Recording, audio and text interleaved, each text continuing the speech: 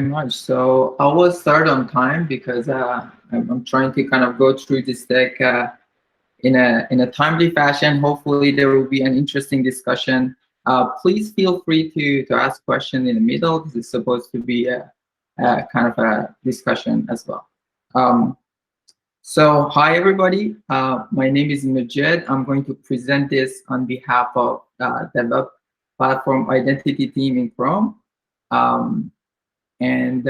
Yeah, so first of all, the name WebID, which is the name of our project, is kind of it's a project name that is going to change because it conflicts with the different projects that already exist. So at the end of this this presentation, please go to that link and either propose new names or vote for one of the already proposed names.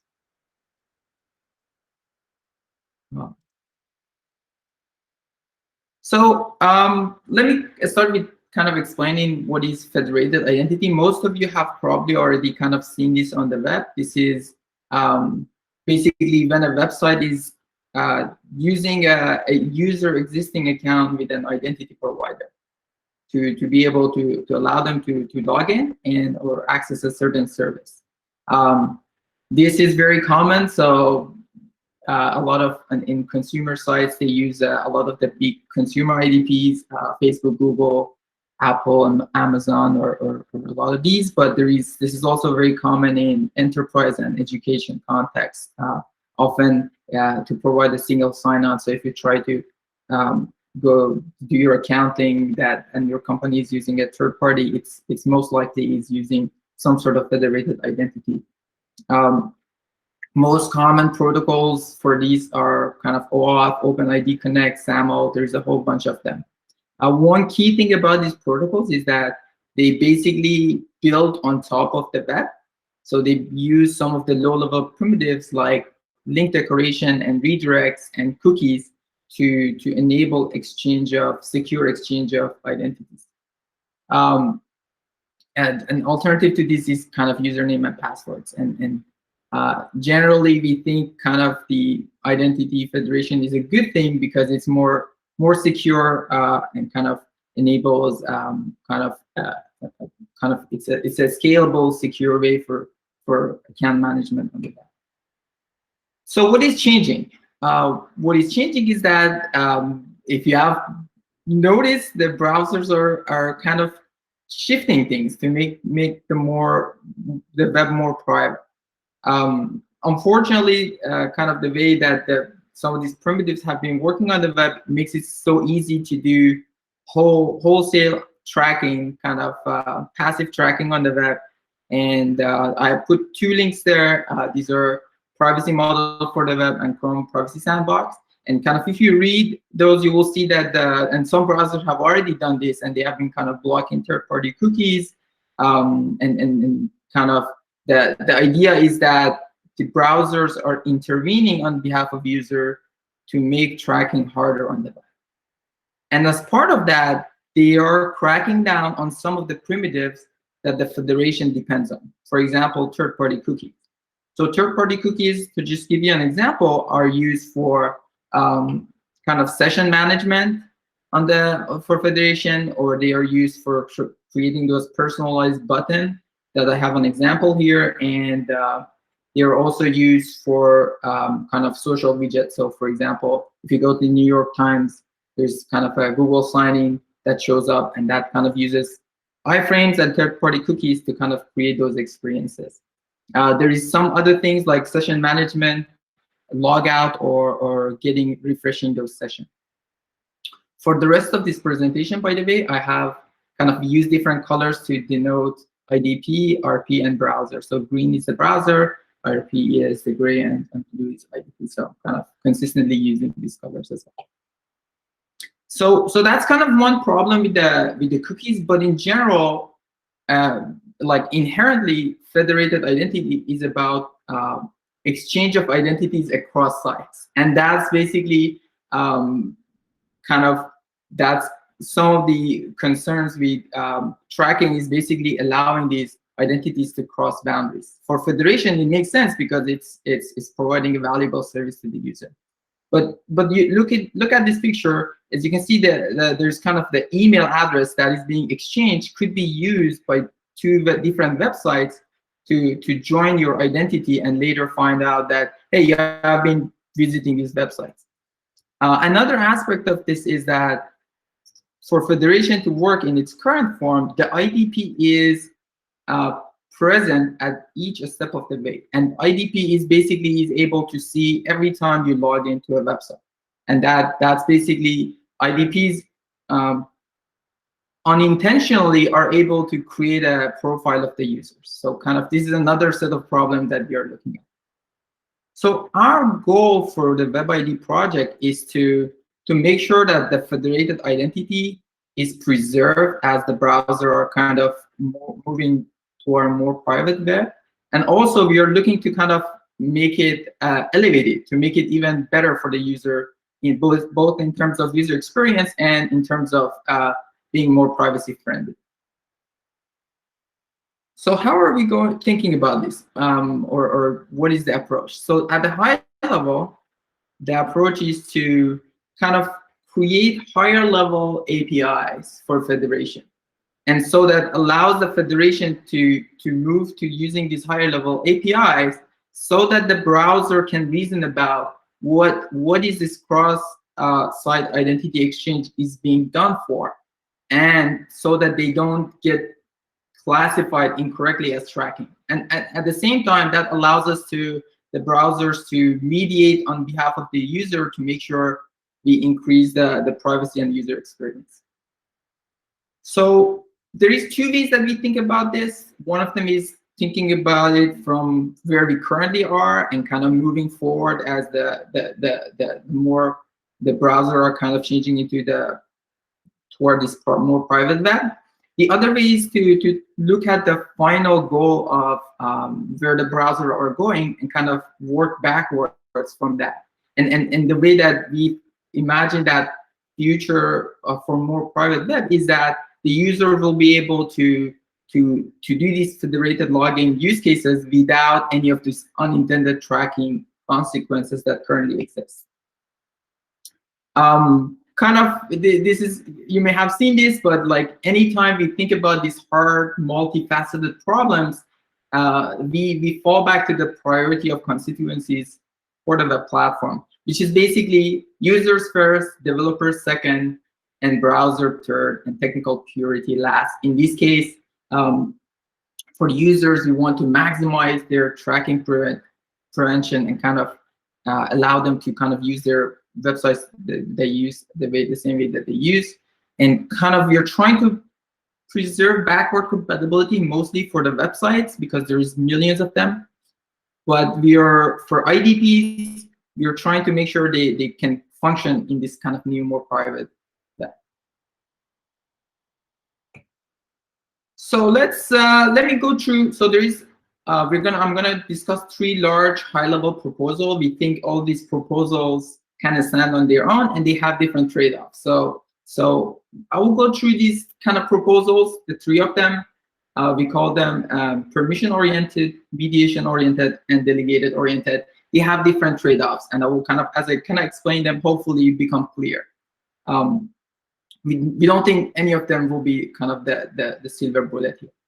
So permission-oriented is the simplest one. Basically, just allow the user to click on a button and allow that exchange to happen. And this can happen with us trying to heuristically detect that there is a federated identity exchange happening, or introducing a new API so that it can be explicitly done. It is attractive because it's the most backward compatible. It doesn't require much change from IDP and RP perspective, but permissions, especially at this scale, would not be very good for user. It's we imagine user will be permission blind at some point, and so there's some question about how good a user experience it is, and how good it does a good job of preventing abuse. Because once the user are permission blind, it's easy for a bad party, an evil party, to kind of convince them to click to accept permissions. But it has a good property of being backward compatible. The other one that we call mediation oriented is where the browser is taking a more active role. This is where the browser is trying to combine the permission and the login moment and capture the user intent in a more meaningful way and in less intrusive, more in context. So the idea is that the browser will communicate with the IDP to get a list of accounts for the user. You can see here, whenever the browser is asked, it could show the list of accounts, and the user will be given, hey, these are your accounts. And you could imagine there is kind of a explanation of the risks of logging in when necessary. But we think this provides a very good user experience, and it's kind of, as we go to the end state, is probably where the browsers are heading. The problem with this approach is that, well, the browser is in the middle, so it's making a determination of what a good sign-in UI would be, and that hampers the innovation that IDPs could do, which is not ideal. So there's kind of something there that's not ideal. And then it also can't be applied to all of the use cases that Federation is currently serving. So right now, you see my example here is a login, but Federation has a very wide use. For example, it's used for authorization for a lot of different authorization use cases, which the browser is not in a good position to cover all of those. So it's kind of narrow. This is actually a demo of kind of one of our implementation of this mediation-oriented, kind of what you saw in those mocks. This is kind of on Android and Chromium. And basically, an IDP provides a JSON, and then we render UI based on that. The good thing about this is that IDP doesn't know about the user login until the user actually does the login.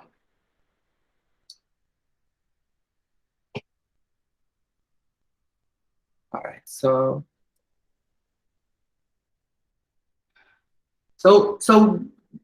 one thing that none of these two proposals solve is what we call the IDP tracking problem. And that problem is that the IDP is always part of the exchange, and therefore it can collect information about the websites that the user is using. So we think there is a solution here, and kind of this, we are not the first people who are looking at this. So the idea here is that once the user agent, in this case the browser, is in the middle of this exchange, it is in a very good position to allow the unbundling of, to enable the unbundling of issuing of a credential and presentation of that credential. So in this case, for example, you can imagine the IDP give a certificate to the browser so that the browser can then mint tokens on behalf of the IDP without the IDP actually knowing which website is needing that token. In the same way that the IDP, the browser can also help facilitate using directed identifier, so that it kind of is solving the IDP tracking and RP tracking in a kind of a interesting way. This is what we call the delegation-oriented approach. It's taking the browser active role into kind of the next level. We think it provides the best user experience in terms of the UI, and also in terms of the benefits in terms of privacy that it can provide. However, the biggest problem with this is that it's completely backward incompatible with the current Federation deployment. So that's a major hurdle. But as you can see, the UI for here is very similar to the mediation, and this is kind of intentional. One of the other aspects is, how do we actually incentivize, create the proper incentives for the ecosystem to actually move in toward this direction, if we think this is a good end state to be at. So as I mentioned at the beginning of the presentation, there is no silver bullet. And this is a few high-level axes where we look at the trade-offs for various, all of these kind of approaches. As you can see, like, they are strong in one axis, but not as strong in the other. And we think because of the variety of use cases that we need to address, all of these will be kind of used in some cases or not, and they will be kind of coexist. So as you can see, for example, permissions, we don't think they provide a good user experience or meaningfully move privacy forward in direction that we want. But because of their backward compatibility, they are very, very interesting. Similarly, delegation is very end-state oriented and forward-looking and provide the best privacy and UX that we can think of, but it's not backward compatible and it's not clear how to get there. And mediation is kind of somewhere in the middle. And so we think kind of there is role for each of these variation in this project. So this is a long-term project. How are we going to go about this? So right now we are laser focused on the impact of third-party cookies, elimination or obsolescence on federation, and we are actually having plans to have a dev trials in Q2 of this year, and then in Q3 and 4 do origin trials for these APIs. And then our plan is to kind of launch in 2021 for the third-party cookie to address third-party cookie removals, and then but also at the same time work toward this end state of more privacy preserving federated identity. Very soon, May 25th and 6th, we are having a WICG meeting where we are trying to gather as many IDPs, whether consumer or enterprise, and as many browsers that we can have into a single group, and many of the privacy and identity experts in a single place, so we can kind of collaborate together and kind of move this forward. We have kind of an extensive explainer with lots of details about some of the APIs that we are kind of looking at, the trade-offs we have identified. So please, in addition to voting on your favorite name, if you have ideas or concern about these things, help us kind of figure these things out. In particular, we are very interested in knowing any use case you have that depends on third-party cookie and you think could be impacted. That's very valuable for us. So thank you. And how did I do on time? Not bad. So happy to answer any questions.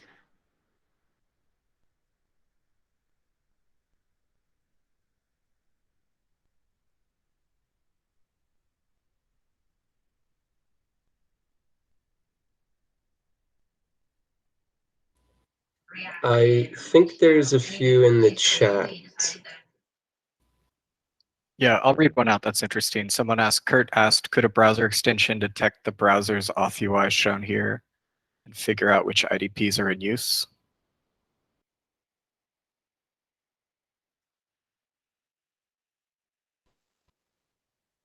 I'm not sure if they could, because this will be like at least the mediated oriented approach. This will be kind of the browser level UI, and I'm not sure if we expose those to the extension. Maybe do you know if we do that? Extensions, do they get access to the IDP UI?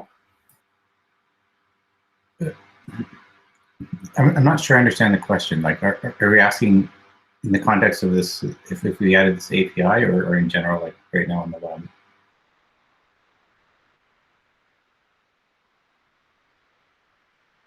Like right now, an extension can do anything with like federation here, and it can monitor what different transactions you're doing here. So I'm not sure I understand. All right. So let me ask another question that's in the chat. So Heather asks, if the browser is the mediator, doesn't that mean the browser itself ends up being able to track all the things? Yes, and I think just everything right now goes through the browser. So I think the browser is already in the position that has that information. So I think that kind of the web platform security model doesn't consider web browser as a threat agent. So I think that is true.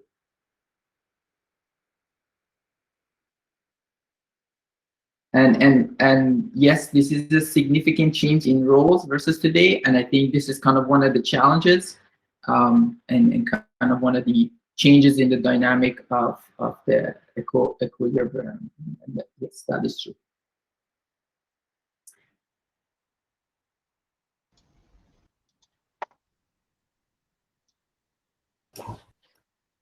Sure, there is somebody's hands is up. Is that Adam Rice? So, Yes. Will the browser need to have some kind of list of IDPs, or will any IDP work if it supplies the right metadata? The latter. So basically, well, any like the same way that OpenID has kind of a configuration well-known file. So for the thing that the mechanism that we imagine is a WebID well-known configuration, where the IDPs will specify the endpoints that they provide to support this various protocols. For the permission base is, for the most part, is should be as backward compatible. So it just works with heuristics potentially, but yes. So it will be any websites that is an IDP.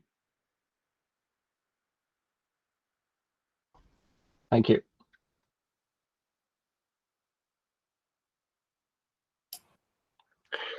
I have a idea, like thinking about the. I think having the delegated or the fully privacy-centric approach is a great thing to aim for, but obviously hard to get there. And I wonder if sort of the naming and the branding of this could really emphasize that, or like calling this something like untrackable user ID, or like if we want to go full at that delegated one, where whatever website you're signing into can't track you to other websites. You're giving it a very unique email, or however that's implemented. I feel like that's great, and that's also very popular with the somewhat tech literate public. But I feel like there's always a disconnect between what WebID guys are trying to do and what people understand. So I wonder if that could be helped by, I wonder if part of the push to get people to adopt that could be just very good branding and messaging around what this is providing. And I could then see it being like hey, website, like, why aren't you supporting a trackable user ID? Like, why aren't you supporting I feel like there could be a really good name that we come up with there that just makes it very obvious that this is really great for the user and makes it so they can't be tracked. So it's sort of if we could like aim for that pie in the sky, one method to maybe get there.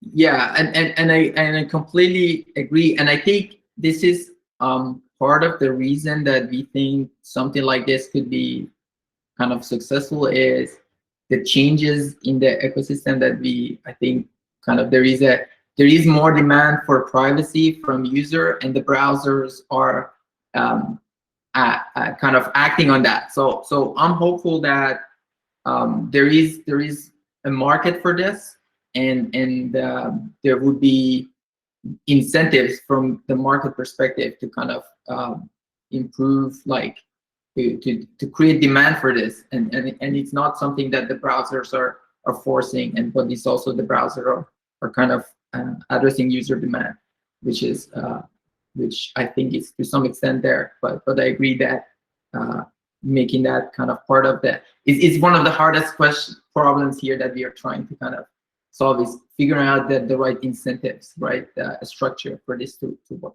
But yeah, it's a kind of the hardest problem for the delegation is to kind of actually make, because there has been in the past attempts at this, so we are trying to learn from that and kind of to make it work and stuff.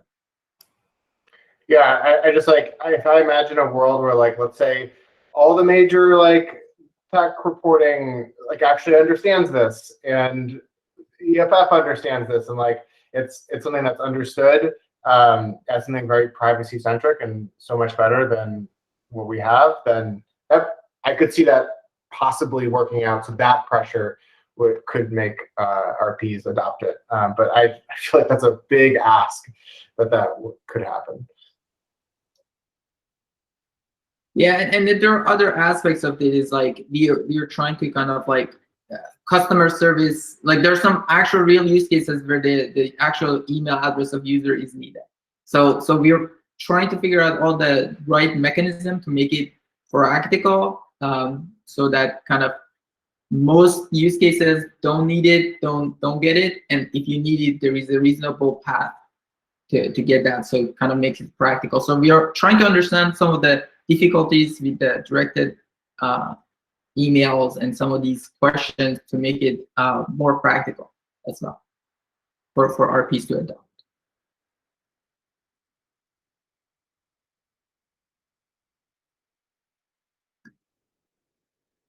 Right, let me take a look at them. I think I'm already out of time. Yes.